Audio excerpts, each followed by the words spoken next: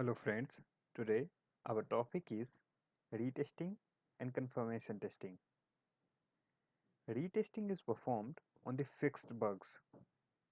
So while execution of other testing type, if some bugs are found in the functionality and those bugs are fixed by the dev team later, then those bugs need to be retested by the testing team.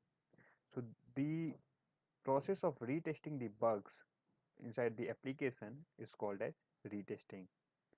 Now coming to the confirmation testing, after a defect is fixed, the software may be tested with all the test cases that failed due to the defect, which should be re-executed on the new software version by the QA engineers. The software may also be tested with new test if, for instance, the defect was missing functionalities. At the very least, the step to reproduce the failure caused by the defect must be re-executed on this new software version in order to make sure the failure is still not there in the application.